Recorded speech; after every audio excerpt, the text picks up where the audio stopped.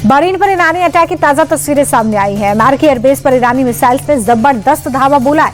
Airbase से धुएं का गुबार उठता दिख रहा है। माना जा रहा है कि ईरानी हमले से अमेरिकी एयरबेस को नुकसान पहुंचा है। ईरान ने कुल 8 मुस्लिम देशों के अमेरिकी अड्डों को टारगेट किया है।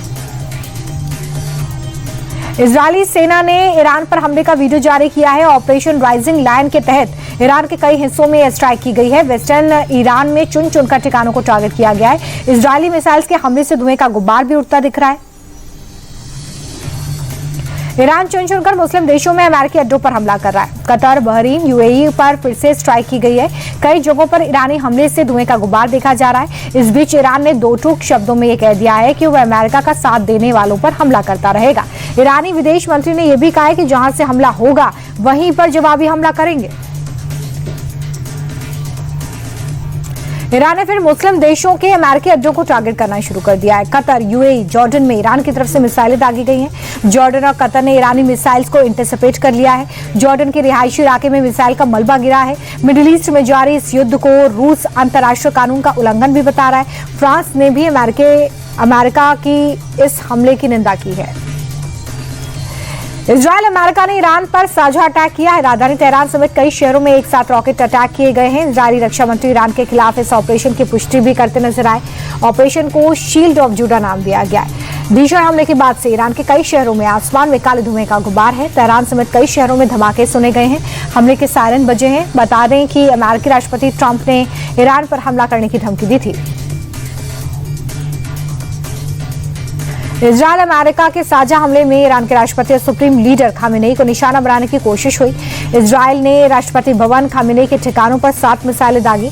ईरान का दावा है कि हमले में राष्ट्रपति सुरक्षित है। खामेनेई को भी तेहरान से सुरक्षित स्थान पर शिफ्ट कर दिया गया है। ईरान पर हमला करने के बाद अमेरिकी राष्ट्रपति ने पहला बयान दिया। ट्रंप ने कहा कि ईरान कभी परमाणु शक्ति नहीं बन सकता है। ईरान परमाणु हथियार बनने की कोशिश कर रहा था और अमेरिका को निशाना बनाने की कोशिश में था। ईरान के खिलाफ अब हमने बड़ा ऑपरेशन शुरू किया है। हमारा टारगेट खतरे को खत्म करना है। हम उनकी नेवी और मिसाइलों का खात्मा कर देंगे। ट्रंप ने ईरान को धमकी देते हुए कहा है कि खामेनेई की फोर्स हथियार डाले या फिर मौत का सामना करे। राष्ट्रपति ट्रंप ने अपने बयान में चौंकाने वाला दावा किया। अमेरिका ने ईरान को कई ऑफर्स दिए थे, लेकिन ईरान ने सभी ऑफर्स को ठुकरा दिया, जिसके बाद आखिर में अमेरिका ने हमला किया। सूत्रों के मुताबिक अमेरिका ने ईरान को 4 शर्तें दी थी। पहली, यूरेनियम एनरिचमेंट पर पूर्ण प्रतिबंध लगाना। दूसरा, संवर्धित यूरेनियम को हटाना। तीसरा, लंबी दूरी की मिसाइलों की संख्या को सीमित करना। और चौथा, क्षेत्रीय प्रॉक्सी बलों को मदद देना बंद करना। लेकिन ईरान ने इन शर्तों को नहीं माना। ईरान पर हमला करने के बाद इजरायली प्रधानमंत्री नेतन्याहू ने बयान जारी किया है। नेतन्याहू ने कहा है कि हम ईरान के परमाणु शक्ति बनने नहीं देंगे। ईरान को हथियार डालने ही होंगे। पहला वीडियो भी जारी किया गया है। तेहरान में शासन बदलने की बात इसमें नेतन्याहू करते नजर आ रहे हैं। उन्होंने ईरान की जनता से कहा कि वो जुल्म के बोझ को हटाएं और एक शांतिपूर्ण ईरान बनाएं। ईरान की मौजूदा सरकार को परमाणु हथियार हासिल करने की इजाजत नहीं देनी चाहिए, क्योंकि इससे पूरी दुनिया को खतरा हो सकता है। ईरान पर हमला करने के बाद इजरायल भी ईरान के पलटवार को लेकर अलर्ट है। इजरायल ने एयर डिफेंस सिस्टम आयरन डोम को एक्टिव कर दिया है। नेतन्याहू सरकार ने पहले ही पूरे देश में इमरजेंसी घोषित कर दी है। एडवाइजरी जारी कर लोगों को सुरक्षित स्थानों पर जाने के लिए कहा गया है। स्कूल, कॉलेज बंद और सार्वजनिक कार्यक्रमों पर पाबंदी लगा दी गई थी। साथ ही सभी उड़ानों को रद्द कर एयर स्पेस को भी बंद किया गया है। यूएई ने पहले ही ईरान को चेताया है कि वो इस हमले का जवाब दे सकता है, मगर फिर भी ईरानी सेना हिमाकत करने से पीछे नहीं हट रही है। ईरान की मिसाइलें अमेरिकी एयरबेस को निशाना बना रही हैं। गल्फ देशों में धमाके सुनाई दे रहे हैं। यूएई ने फिर दो टूक शब्दों में कह दिया है कि वो इस युद्ध को इग्नोर कर रहा था, लेकिन अपनी नागरिकों की सुरक्षा के लिए पलटवार कर सकता है। ईरान पर अमेरिकी इजरायल के हमले के बीच इजरायल स्थित भारतीय दूतावास ने नागरिकों के लिए एडवाइजरी जारी की है। सभी भारतीयों को सावधान और सतर्क रहने के लिए कहा है। बेवजह घर से बाहर ना निकलने, गैर जरूरी यात्रा करने से बचने की सलाह दी है। जॉर्डन स्थित भारतीय दूतावास ने भी नागरिकों को एडवाइजरी दी है। उधर इजरायली एयर स्पेस बंद होने से एयर इंडिया की दिल्ली से तेल अवीव की फ्लाइट को मुंबई डाइवर्ट करना पड़ा है। मिडिल ईस्ट की जंग पर भारत में सियासत शुरू हो गई है। ओवैसी ने प्रधानमंत्री के इजरायल दौरे पर निशाना साधा और पूछा कि जंग के हालात में इजरायल जाने की क्या जरूरत थी। ऐसे में नाजुक समय में अगर आपका विमान फंस जाता है तो क्या होता है। इस दौरे ने भारत के स्टैंड को भी एक तरफा कर दिया है, जो कभी नहीं था। इजरायल ने इस दौरे का ग्लोबल फायदा उठाया। प्रधानमंत्री का दौरा कवर करने गए कई पत्रकार और क्षेत्र में रहे भारतीय लोग फंस चुके हैं, उन पर क्या स्टैंड है, ये क्लियर करने के लिए कहा है। पीएम मोदी ने राजस्थान के अजमेर से सर्वाइकल कैंसर की रोकथाम के लिए देशव्यापी मुफ्त HPV टीकाकरण अभियान की शुरुआत की है। इसके तहत 14 साल की बच्चियों को मुफ्त में टीका लगेगा। टीका लगवाना पूरी तरह से स्वैच्छिक होगा, लेकिन वैक्सीन लगवाने के लिए अभिभावक की लिखित मंजूरी जरूरी होगी। पीएम मोदी ने अजमेर से राजस्थान को बड़ी सौगात दी है। 16,686 करोड़ के विकास कार्यों का शिलान्यास और उद्घाटन किया है। प्रधानमंत्री ने कहा कि ये प्रोजेक्ट राजस्थान की जनता की सुविधा बढ़ाएंगे और युवाओं के लिए रोजगार के अवसर पैदा करेंगे। प्रधानमंत्री ने अजमेर को आस्था और शौर्य की धरती बताया। कांग्रेस पर निशाना साधते हुए कहा कि 2 साल पहले भर्तियों में भ्रष्टाचार और पेपर लीक की खबरें छपती थी, अब राजस्थान में पेपर लीक पर लगाम लगी है।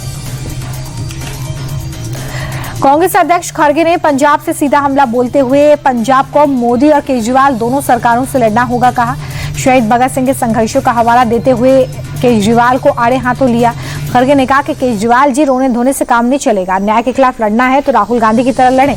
खड़गे ने केजरीवाल और पीएम मोदी को ढोंगी बताते हुए चेतावनी दी कि उनके पीछे जाने से देश बर्बाद हो जाएगा। पश्चिम बंगाल में SIR के बाद चुनाव आयोग ने फाइनल वोटर लिस्ट जारी कर दी है। वोटर लिस्ट से करीब 7 लाख वोटर्स के नाम हटाए गए। आयोग की रिपोर्ट के मुताबिक 60 लाख से ज्यादा मतदाताओं के नाम अभी जांच के घेरे में हैं। 58 लाख नाम हटाए गए हैं। ममता बनर्जी ने पहले ही 1 करोड़ 20 लाख नाम काटने की आशंका जताई थी। चुनाव आयोग का कहना है कि नाम मृत्यु, पलायन या फर्जीवाड़े की वजह से हटे हैं।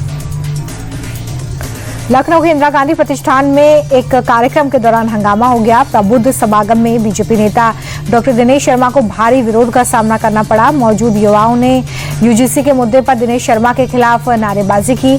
आरोप है कि वह समाज के बजाय सिर्फ सरकारी पक्ष रख रहे थे। विरोध इतना बढ़ गया कि दिनेश शर्मा को मंच छोड़कर जाना पड़ा। आयोजकों ने भी सरकार की कार्यप्रणाली पर सवाल उठाए। प्रदर्शनकारियों ने चेतावनी दी है कि कानून वापस नहीं होता है तो लड़ाई जारी रहेगी।